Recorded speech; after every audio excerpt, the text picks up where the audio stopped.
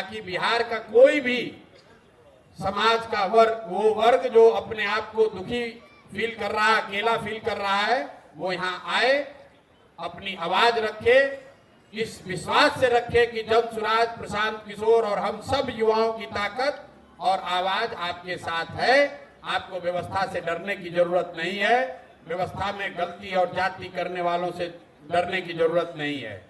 इस आश्रम को शुरू करने के पीछे एक संकल्प ये है कि आने वाले 8 हफ्तों में बिहार से 1 लाख युवाओं को, इसको याद रखिए, 1 लाख युवाओं को इस आश्रम में लाकर सत्याग्रह की ताकत और उसके द्वारा बिहार के समाज की चेतना को पुनर्जीवित करने के लिए ऐसे 1 लाख छात्रों को, युवाओं को यहां से प्रशिक्षित करेंगे ताकि वो जाएं और बिहार की समाज को जगाएं, उनको बताएं, समझाएं कि मेरे भाई, जातीय और धार्मिक उन्माद में पड़कर जब तक वोट देते रहोगे तब तक इसी तरह की असंवेदनशील व्यवस्था को आपको झेलना पड़ेगा।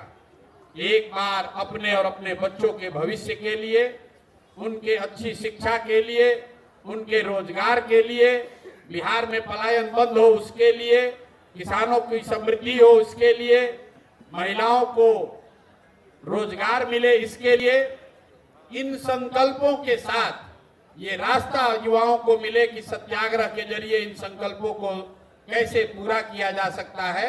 इसी उद्देश्य से अगले 8 हफ्ते कम से कम इस आश्रम में रहेंगे, परमानेंट रहेंगे और यहीं से उन युवाओं के साथ मिलकर उनको प्रशिक्षित करके पूरे बिहार के समाज को जगाने, समझाने का प्रयास किया जाएगा। और इसी संकल्प को लेकर अब इस सत्याग्रह की यहाँ से शुरुआत कर रहे हैं। प्रशासन को, सरकार को कोई डरने की जरूरत नहीं है। तो कमजोर व्यक्ति अकेला ना समझे।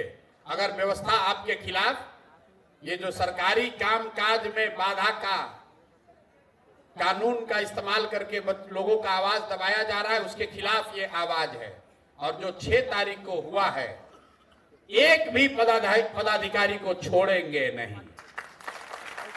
अगले 2 दिन के अंदर, आपको क्या बता दे रहे हैं, 2 दिन के अंदर जितने भी पदाधिकारी, प्रशासनिक पदाधिकारी उसमें शामिल हैं, वो क्रिमिनल रीट के लिए तैयार हो जाएं। उन पर कोर्ट में भी केस होगा, ह्यूमन राइट्स में भी जाएंगे।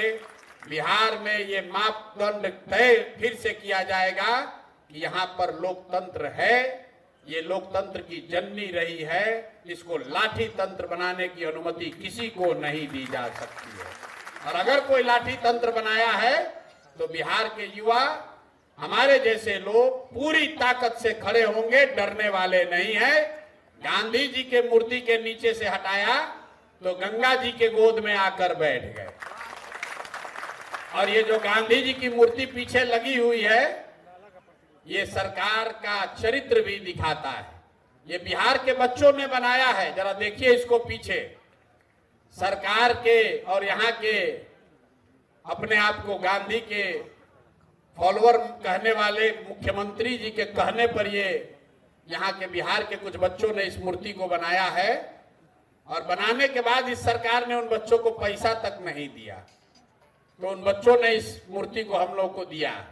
कितना बड़ा अन्याय हुआ है वो देखिए। गांधी की मूर्ति बनाने वालों के साथ इस व्यवस्था ने इतना बड़ा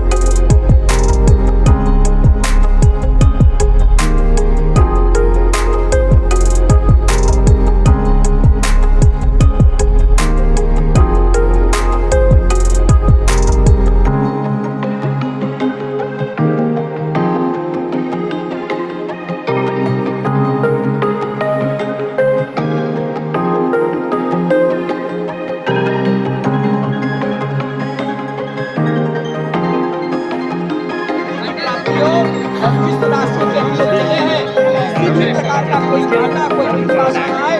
आप ये कृपा से रास्ते में केवल